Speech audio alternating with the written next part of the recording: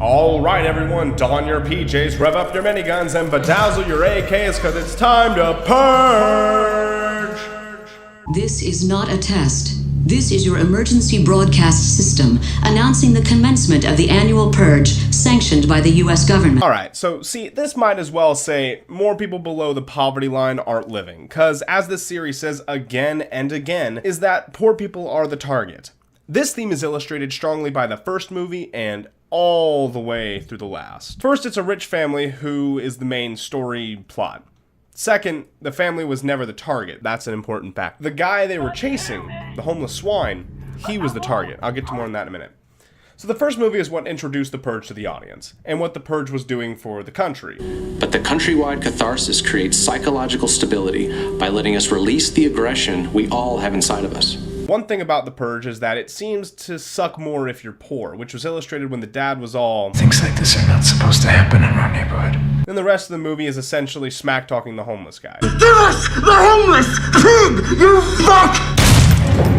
You failed to deliver the homeless swine! Killing the kids, and finally being saved by the neighbors. Oh, but they're angry too. Then out of nowhere, this homeless guy comes back, kills the Asian, of course, and saves the day. Then they enjoy the rest of the night with no It was at that moment she knew. She fucked up. Didn't you hear what I said? No more killing tonight! So how was the party? Go fuck yourself. Yeah, that's fair. Moral of the story. Rich need to help the poor because it will be good for everyone. Also, Purge is bad. Coming back to some anarchy, we see a different theme. Just kidding. We're making fun of poor people as they are rounded up, selling themselves for death. It's how the wealthy purge, baby. They buy poor and sick people and they take them into their homes and they kill them where they're safe. And auctioned off for rich people to have some fun with. Entry price will be 200,000. But don't worry, we got some sick burns. You're good with guns. I'm guessing you're either a cop or a criminal, huh? And I'm guessing you're either a pain in my ass or a pain in my ass. And a magic knife that doesn't need to make contact with skin to kill. Don't forget, if you sleep with your sister's boyfriend, make sure to talk it out. She'll understand. You know what I'm doing. I read all your emails, you cheating motherfuckers! You both deserve to die! Well, there goes my theory. Well, let's figure our way out of this rich people's slaughterhouse.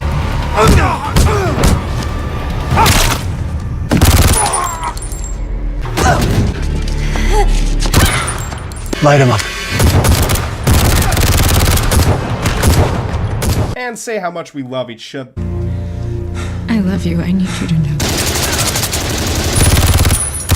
For Christ's sake, would you all stop dying? Anyway, let's get into the end and get ready for another purge, huh? Moral of the story. Treat the poor better, because the government is using this purge thing as population control. Also, purge is bad. Alright, election year. Yay! Alrighty, this seems fake. I mean, who can imagine an election where a liberal woman goes up against a Republican psychopath for the presidency? And wins!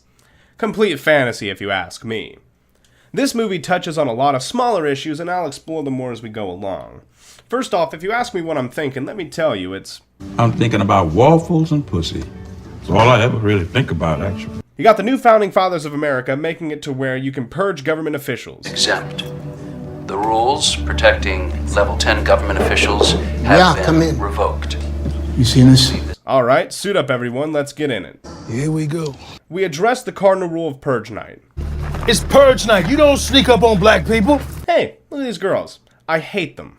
Let's slap every racist tattoo on one guy. Here's our main villain. By the way, this is a little bit of political outcasting, but you're gonna see why I'm not exactly exploring it directly. Trust me, it's right there. It's there. By the way, did you say where's the explosion? Because I heard you.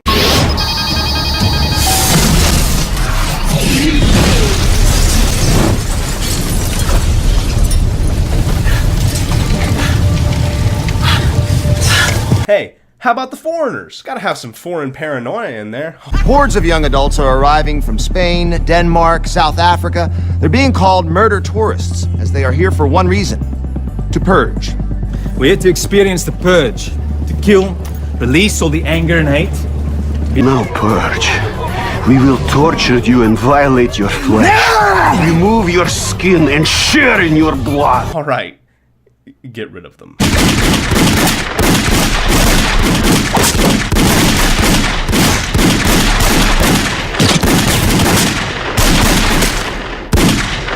How a normal person says fuck. Fuck. How a dumbass who can't be intimidating to literally save her life says fuck. You won't fuck? Hey, you won't fuck? Get rid of them. Thank you. My friend was gunned down, but I have a machete. I'm sure I'll win. I'll give my war cry and...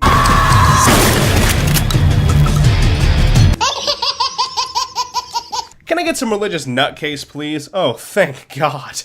I was afraid I'd miss out on that. That awkward moment when you take the gag off to breathe, but don't leave it out of the shot. Hey, you got him, but don't kill. No. Don't. Purging is bad. Don't do that. No. Kill me! Now, I'm gonna tell you right now, I like black people, but I ain't gonna let y'all shoot these white folks. These are our white people, okay?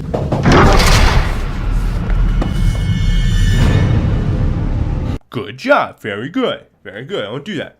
Alright, wanna know how I got these scars? Why does the black guy always die? Like, seriously, this is something that's obviously political. Yeah, it's an American movie, culture and whatnot. We're ostracizing the African American. I got that. But why Joe, man? Joe was cool. Damn it. Anyway, hey, she won and the Republicans are triggered. We're just now hearing reports about a few scattered incidents around the country where NFFA supporters are reacting violently to this defeat. They are burning cars, breaking windows, looting, attacking police officers. Shocker. Moral of the story, Purge was bad, it's gone now, but crime occurs every day. That's how it's supposed to be. Because it's better to treat the poor like people instead of like cattle. By the way, I'm going to touch on that really quickly. The idea of the Purge is to condense all crime to one day of the year. You know, why would you kill someone on this day versus killing them on the day that it's legal?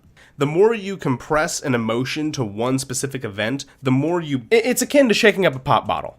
And then once you open it, if you only open it after you've shaken it for like a week, it's going to explode versus if you just opened it and then drank it as you go.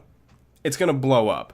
What's another good analogy? Probably nothing. I think that's pretty good. The thing about the Purge is that it's a terrible idea. But I digress. Alright, that's the plot. These movies are pretty simple to break down, which is why I wanted to expand heavily on getting the full stories. They all focus the treatment of the poor by the rich, and people in the movies are aware of the issue. They talk on the struggles all the time. In Anarchy, they get heavy on it more so. The old man who sells himself to a rich family so they can purge, camo-wearing assholes, one of the truest historical statements. Change only comes when their blood spills. And when the government worker says, fortunately, the citizens aren't killing enough. Hell, saving the poor was the whole point of election year, and what Senator Rowan's whole shtick was.